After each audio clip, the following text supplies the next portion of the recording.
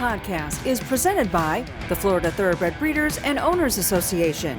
Lonny, I'm so glad to be here again with you and talk a little bit more about some of the things that we're looking at for the future of the Florida industry, because I know our Florida Thoroughbreds just have one of the most amazing opportunities now as far as an industry going forward than we've had in the last decade or two. You want to talk a little bit about that? Can never talk enough about the legislation that's been passed the last couple of years. I mean, we know it was game-changing. We know it was historic and economically just a huge boost for the breeding and the racing here in Florida, and then particular kind of one of our favorites, right, Thoroughbreds. And even better, Florida-sired Thoroughbreds as well. So now there is this fund of money that for basically economic development type money that the state of Florida, the legislature, the governor, have made available to us because they believe in our industry. They see the incredible economic impact of the industry and the jobs associated with it. And they know that there's other states that have more forms of gaming and other forms of revenue, and that there's all kinds of competition even within our own state, right? The Seminole tribe basically controls gaming in the state. Nobody's going to argue that at this point. So there we are. The other breeds had been decoupled, as you know, or were no longer required to be offered at their places, which became many casinos. So it left the Thoroughbreds. It left we, the breeders, and it left the horsemen, and of course the two tracks, Gulfstream down in the Miami area and Tampa Bay Downs.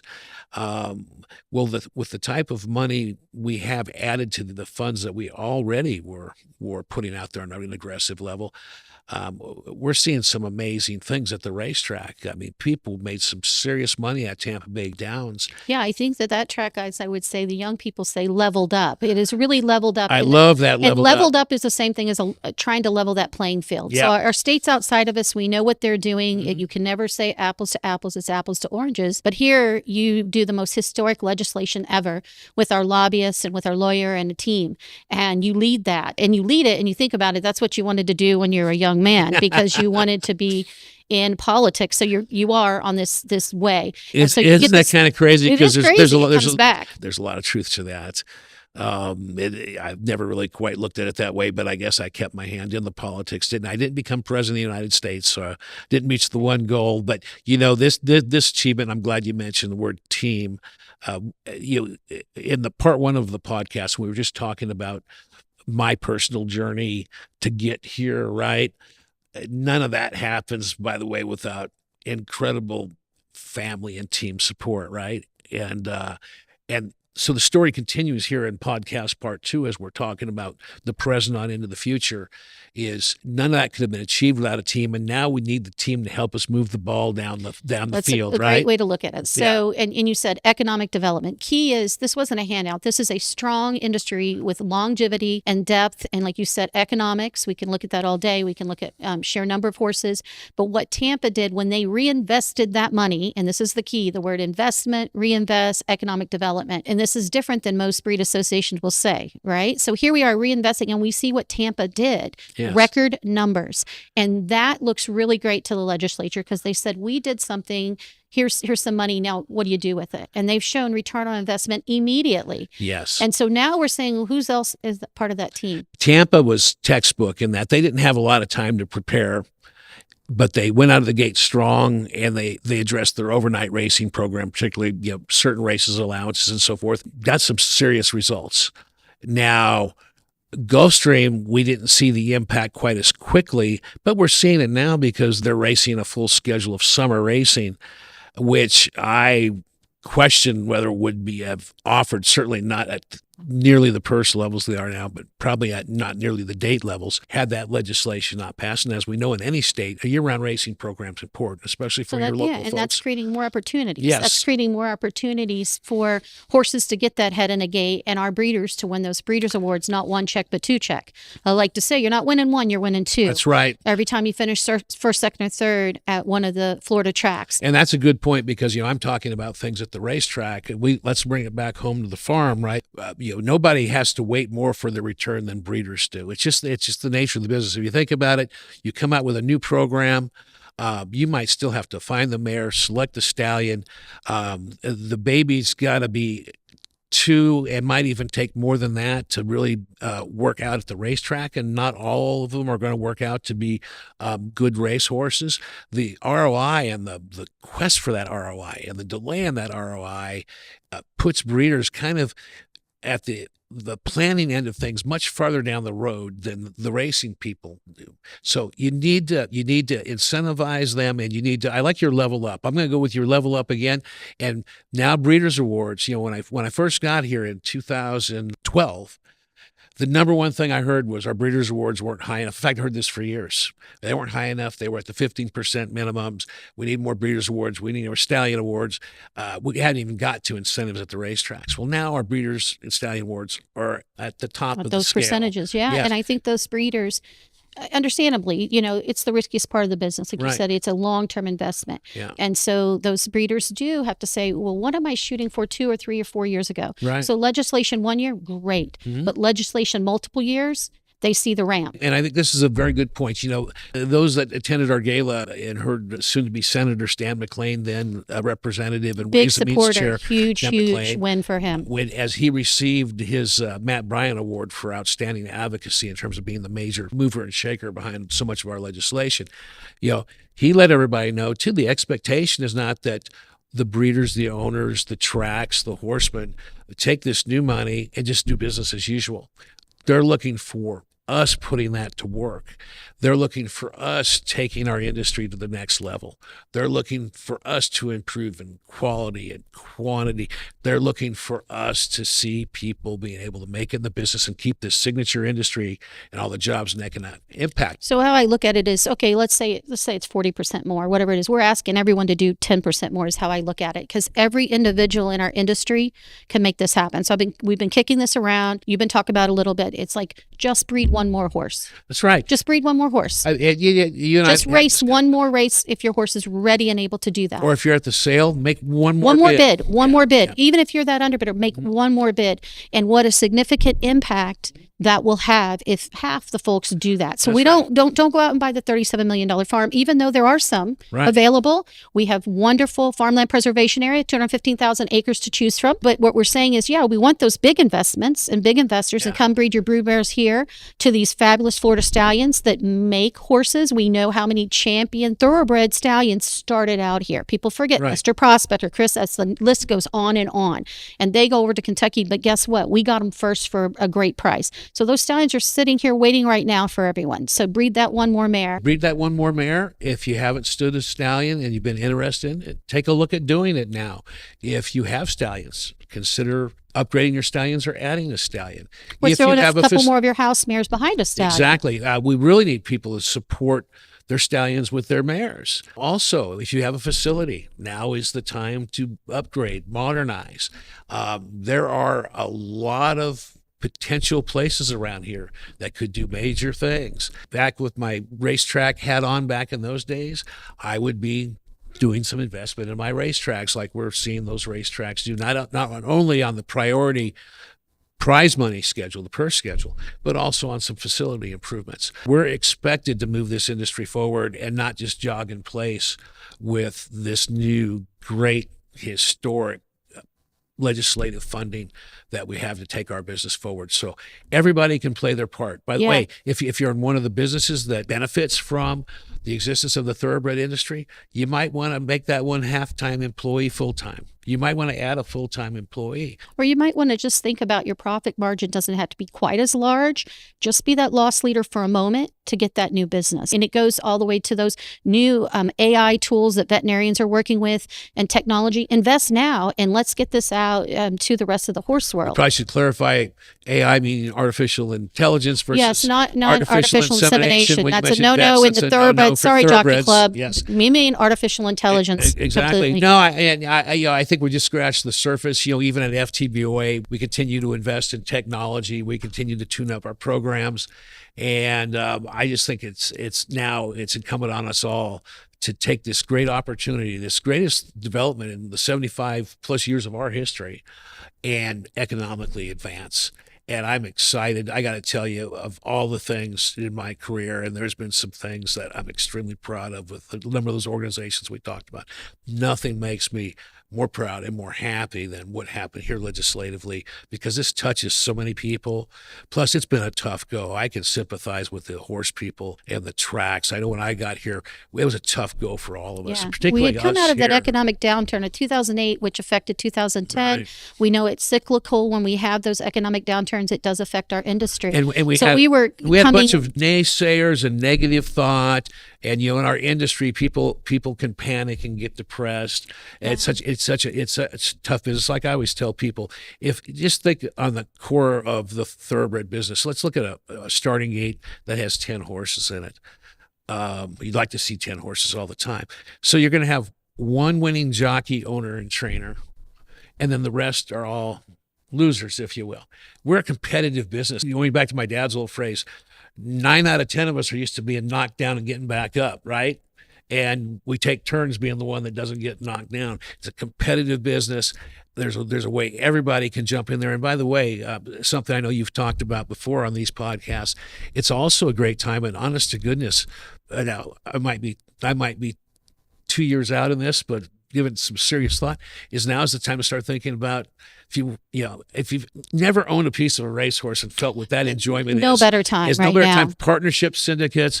I'd like to get involved in a syndicate myself to see some Floridabreds race. So we're actually launching the Florida Thoroughbred Syndicate Guide. That's going to talk about those type of ownership opportunities that you can have here in the state. You don't have to own a full racehorse. You can be all in for $1,000, or you can say, I'm going to pay a little bit along the way, have access to see your horse here or race in the state. So there's that great opportunity, and we're going to try to monopolize on it by also putting that information out there. And that leads to another thing. So we're giving tangibles, right? So 2 other tangibles I'd like to give. One is trainers. Trainers come, bring that horse back a little early. If you have him going somewhere else to race for a little bit, bring him back to the state a little early, or leave him a little longer. That little bit more gets us ahead in the gate, right? And if you haven't worked at a racetrack, Lonny and I have, number one thing, the number of horses in the gate is how your betting handle works. And that all flows back to your breeders' awards on track. So 10 or 12 horses' heads in those gates are what we want ideally every race. So that maximizes the betting opportunities for the punters. It's funny we're using punters today. I know. That's British term, but bettors. Along what you're saying, even though we're a highly competitive business and we all kind of compete with each other, amongst each other and so forth, none of us can do well in this industry chain of entities if one is weak. So we're rooting for the racetracks to be successful. We want, as breeders, we need those racetracks to be so successful so they continue to invest, so they're happy with what they're doing and they're moving their programs forward. They need the breeding industry to be successful so that locally you have a population of horses which you can draw from, and we're that almost can either half breed the to starting race or gates. breed to sell. Exactly. Yeah, that can go to that starting gate. Right. So and opportunities to buy too. So you've got those opportunities to buy over at the world's leading 2-year-old sale. 74% of the marketplace, 2-year-olds in training, ready to go next door at OBS. And by the way, surrounded by some of the country's greatest training centers, of which we also have a publication. That's coming out. Watch your mailboxes. If you're not a member, please join to get your copy. But it's the Florida Training Centers Guide. And I have to say, it's one of the most beautiful pieces we put together that showcases the different styles of training facilities and also the amenities and also those little things that you might look for that's really important to you, that you want for your horse when they're going through a layup or any sort of downtime. So a huge number of training centers and a huge conglomerate of expertise that you won't see anywhere else in the world. I get people asking me all the time from all over the world, okay, where's the best place for me to train? I had 10 great years in Kentucky, a lot of great places to train there. I've been here 13 years. I like states like Arizona and California that had warm weather. Florida had warm weather. There's no better place to train than Florida because of our winters, or for your foals to grow.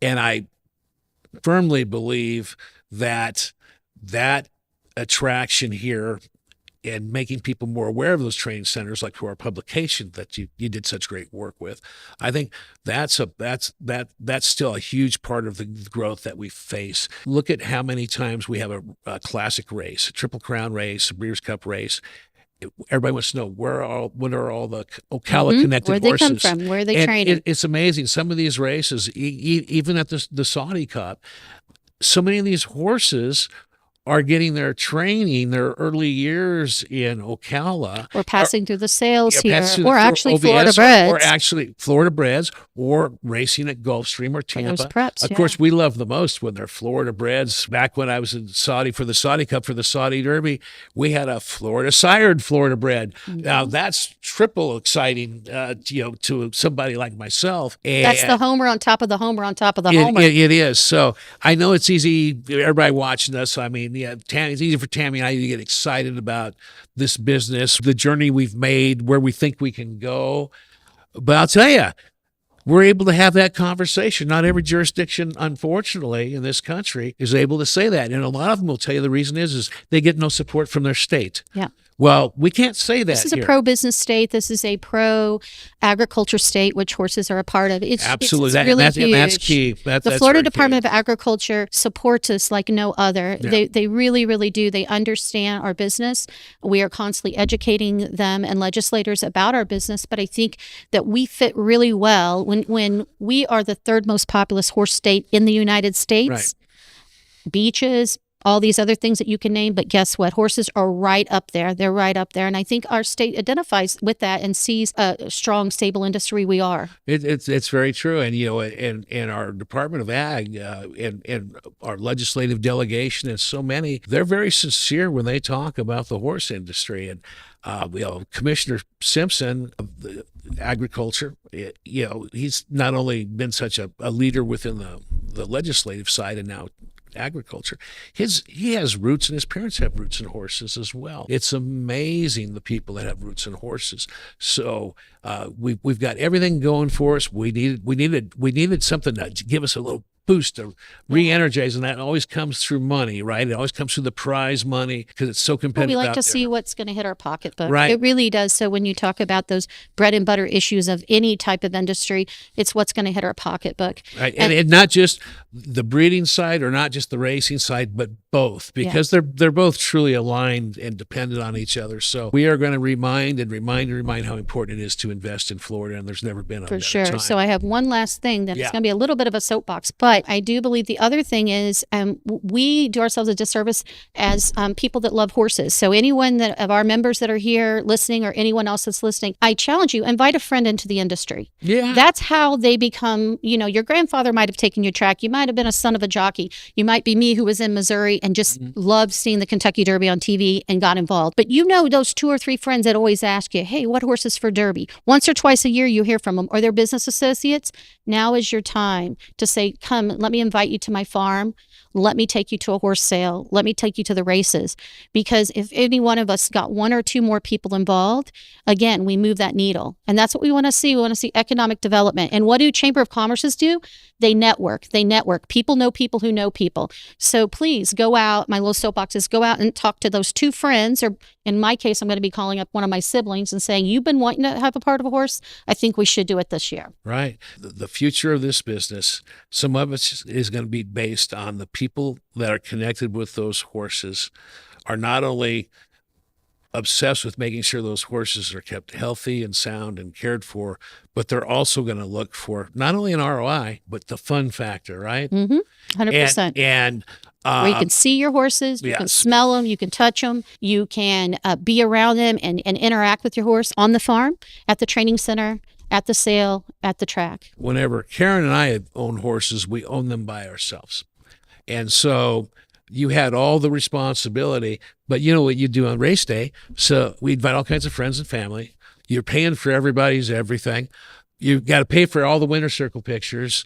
And what you realize is we could have been a syndicate and passed this all along to everybody because it's the same experience. Yeah. But everybody has a piece of the rock. So. And we see it. We're in the winner's circle at Florida Sire Stakes. We see the excitement of those larger syndicates and ownership models. It's crazy when you have 100 people in the winner's circle and they're all cheering for the same cause. Yeah. It's amazing. It gives you goosebumps. I can't describe to people what it's like. I went for a lot of years before owning a racehorse and worked at racetracks a lot of years before having a a racehorse race at my racetrack is there is nothing else like it. I don't care what kind of sports you've played or been or anything. There's nothing else like the day of, and you've got a piece or a piece of a horse or a whole horse that's running.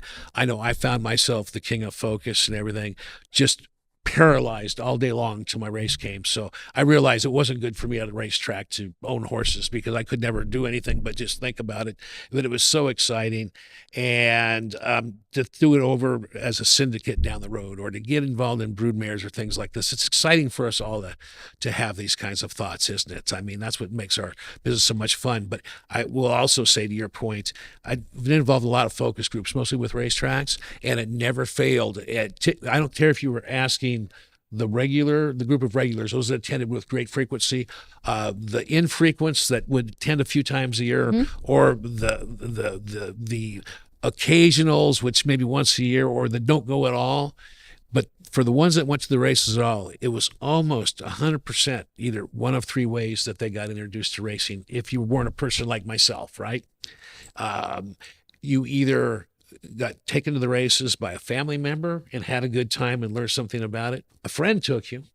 And so many times what we'd hear, oh, the office had a catered party out here and the races were just the backdrop, or we came to a wedding out here and then we got turned on by the whole thing. So you're spot on. We all are the ambassadors, right? We are. We all got to be able to find somebody, some folks that want to share that same kind of fun, that same kind of excitement. And I think it is on all of our shoulders. It's when we say invest, right? Oftentimes we like to think of, the people that have just tons of money. Yeah. We all invest every day into something. We invest our time, we invest our energy, treasure, our passion. What moves us. And so I think that's a good way to kind of end on this. So we're just asking folks, just one more horse, breed Absolutely. one more horse, race one more horse, maybe be that underbidder make one more bid, partner with some folks to bring in one more stallion. And so the one more psychology of it gives us a goal and an inspiration to look forward to. And we as agriculturists can see the negative. Oh, it's hot, the grass didn't grow, or my foal didn't quite develop like I liked. But there is so much positive to it. We just need to move toward that for sure. We do. And I've sure enjoyed the positive buzz over the last few months. It's nice. A lot of people have gone through a lot of hard stuff to get to a point where they can feel positive again. And, I just think for the FTBOA members out there, we're so happy for you all. And for the new members that are potentially out there, we look forward to welcoming you all and educating you.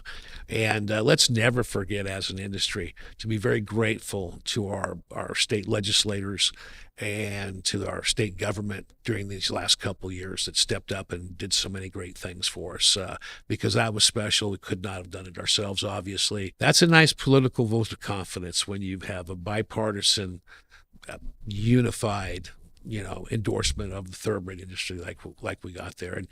And as we always say here at FTBOA, and I know you're one of our greatest voices there, even though we're all about the thoroughbreds, that's what we are.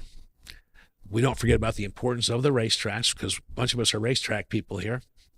But we also know the importance of the other equine disciplines and the breeds. All breeds, all disciplines, all day. Yeah, they all makes up the horse capital of the world. Horse capital of the world. And so I think the thoroughbred industry has played such a role in rising the tide for all breeds, and will continue to do so. We're very proud to be part of that Marion County and our Sunshine State equine community. And just wishing, again, we're rooting for our thoroughbred partners all to just use this money well, benefit, enjoy, and also invest back and pay it forward. Pay it forward. That's a great way. Yeah. Thanks for coming in today, Lonny. I really appreciate it.